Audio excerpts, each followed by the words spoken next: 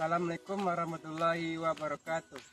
Perkenalkan, nama saya Zikri dengan NIM 2430103075. Baiklah, saya akan menjelaskan yaitu tentang konsep dasar perencanaan pendidikan, yang dimana pengertian perencanaan adalah perencanaan mempunyai peran penting dalam lingkungan pendidikan karena menentukan dan juga mengarahkan tujuan yang ingin dicapai.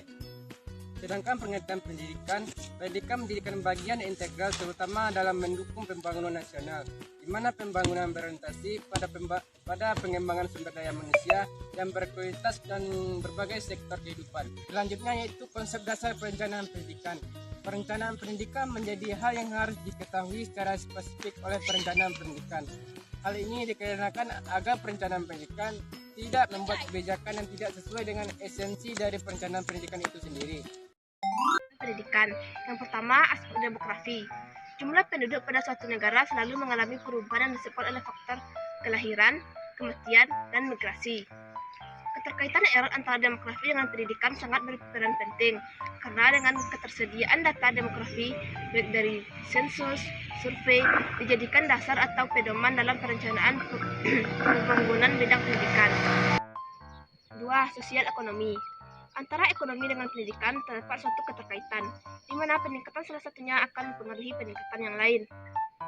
Agar hasil perencanaan dapat berjalan lancar, maka dapat dikatakan bahwa perencanaan berhubungan dengan faktor-faktor yang mempengaruhi pendidikan. Di antaranya adalah aspek demografi, sosial ekonomi, sumber daya manusia, dan sumber daya keuangan. Yang ketiga, sumber daya manusia. Dalam proses perencanaan sumber daya manusia, menetapkan program pengorganisasian, pengarahan, pengendalian, pengadaan, pengembangan, pemeliharaan, kedisiplinan, dan pemberhentian tenaga pendidik dan kependidikan.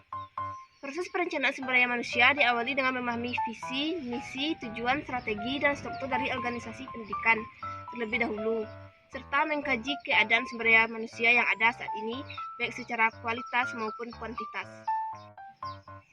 Selanjutnya, praktik perencanaan pendidikan. Praktik perencanaan pendidikan adalah proses sistematis yang bertujuan untuk merancang pengalaman belajar yang efektif dan efisien. Proses ini dapat dimulai dengan analisis kebutuhan, di mana pendidik mengidentifikasi kebutuhan siswa dan konteks pendidikan yang ada. Setelah kebutuhan siswa dianalisis, langkah selanjutnya adalah menentukan tujuan pembelajaran yang spesifik, terukur, dan realistis. Setelah kebutuhan siswa dianalisis, langkah selanjutnya adalah menetapkan tujuan pembelajaran yang spesifik, terukur, dan realistis.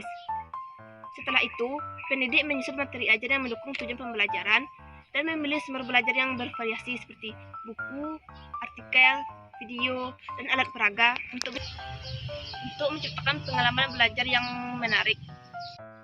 Langkah terakhir dalam praktik perencanaan pendidikan adalah evaluasi, di mana pendidik melakukan penilaian terhadap hasil belajar siswa untuk mengetahui sejauh mana tujuan pembelajaran tercapai.